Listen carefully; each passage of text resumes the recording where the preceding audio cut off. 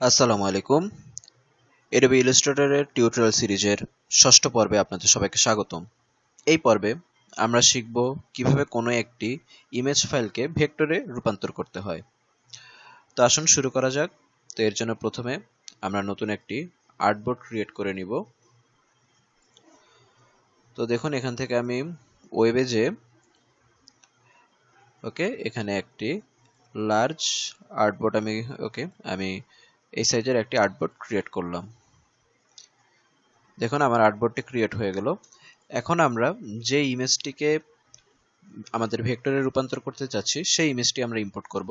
তবে এখানে আসলে একটি কথা রয়েছে, যে কোনো ইমেজকে চাইলে ভেক্টরে রূপান্তর করা যায় না। ভেক্টরে রূপান্তর করার ক্ষেত্রে সাধারণত দেখা যায় কোনো একটি লোগো ইমেজকে সহজে ভেক্টরে রূপান্তর করা যায়, বা যেটা আমি এখানে দেখুন কিছু ইমেজ নামিয়ে রেখেছি, যে ইমেজগুলোর আসলে আউটলাইনটা এরকম হয়, অর্থাৎ খুব একটা জটিল কোনো আউটলাইন না। দেখুন এই ইমেজটি, এখানে একটি শার্প আউটলাইন রয়েছে।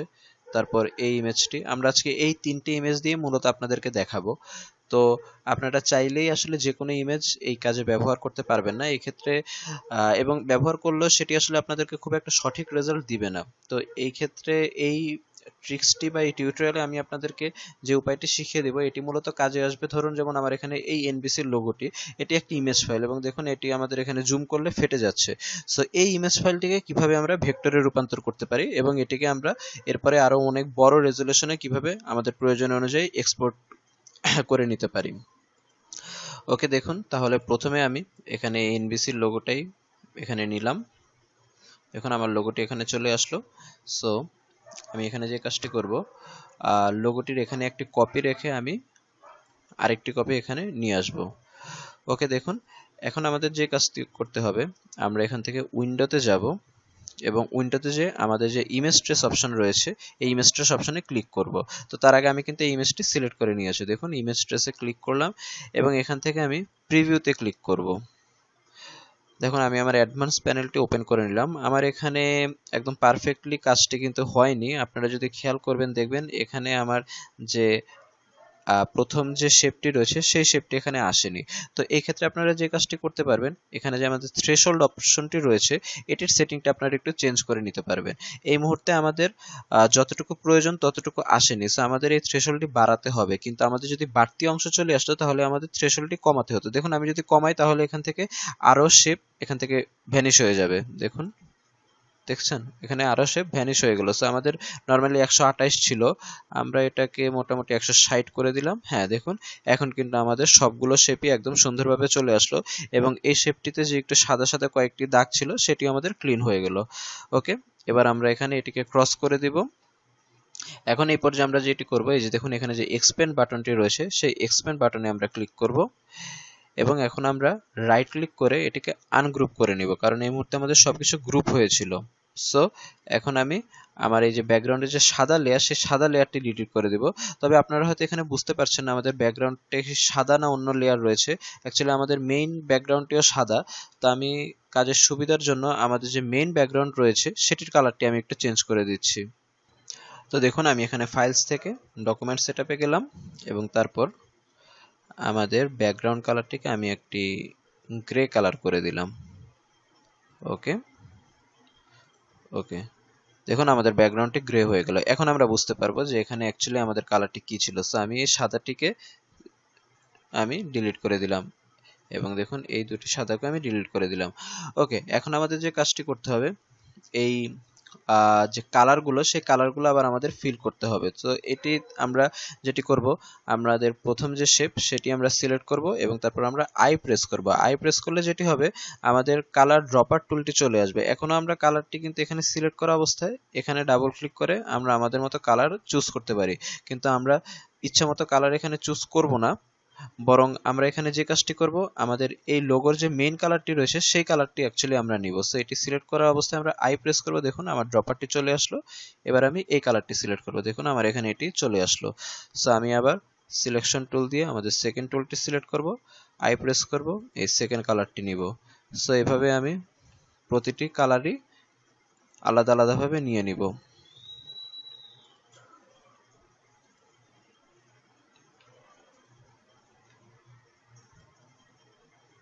এবার দেখুন আমাদের সবগুলো কালারে নিয়ে আসে এবং নিচে যে ফন্টটি সেটি আমাদের ব্ল্যাক কালার এখানে আছে, এখানে ব্ল্যাকে কোনো সমস্যা নেই। এখন যদি আমরা এই ইমেজটিতে জুম করি, দেখুন আমাদের কিন্তু এটি পিক্সেল দেখা যাচ্ছে, ইমেজটি ফেটে যাচ্ছে।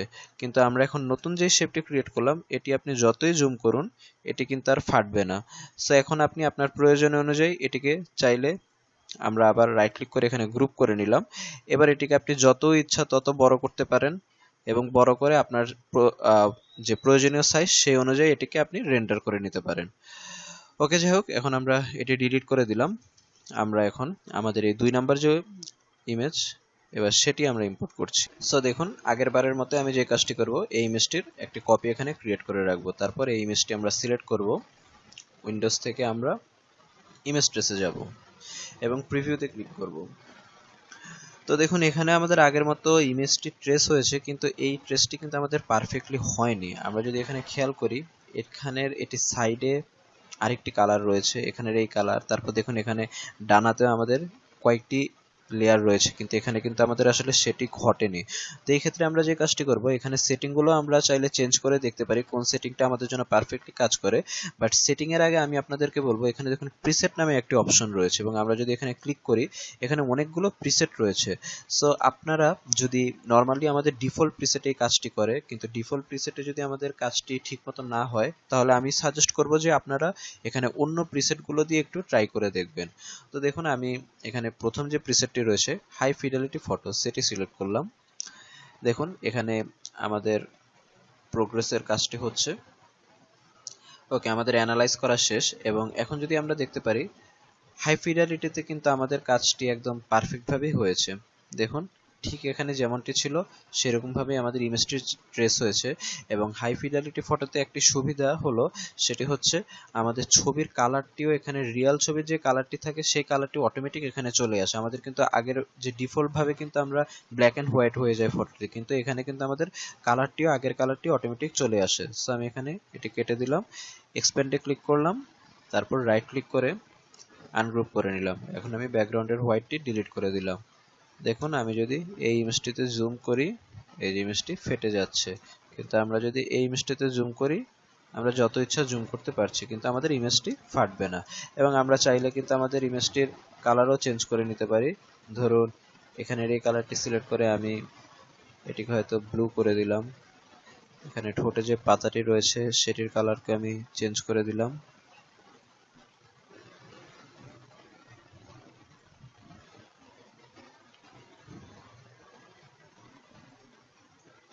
দেখুন আমরা চাইলে কিন্তু এভাবে আমাদের ইমেজটির কালারও আমরা চাইলে চেঞ্জ করে নিতে পারি।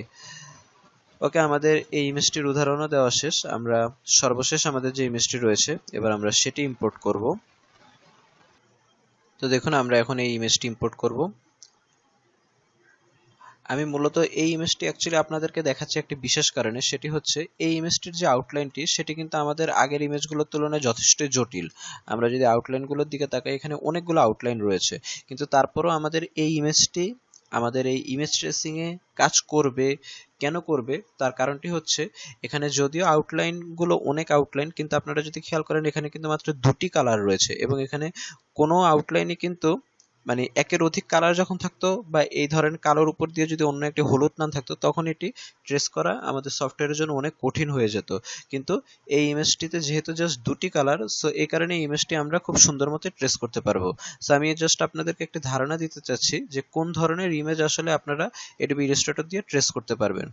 আমি এখানে ইমেজটি সিলেক্ট করলাম। এবার এখানে আমাদের যেহেতু আর কালারের কোনো ব্যাপার নেই, এটিকে আমি আর কপি করে অন্য কোথাও রাখছি না। সিলেক্ট করা অবস্থায় উইন্ডোতে গেলাম এবং এখান থেকে আমরা ইমেজ ট্রেসে ক্লিক করলাম, প্রিভিউতে ক্লিক করলাম। ওকে, আমাদের ট্রেসের কাজ হয়ে গেল। এটি ক্রস করে দিয়ে আমরা এখানে এক্সপ্যান্ডে ক্লিক করলাম এবং তারপর রাইট ক্লিক করে আনগ্রুপ করে নিলাম। এখন দেখুন আমরা আমাদের যে বাইরের অংশটি সেটি ডিলিট করে দিলাম।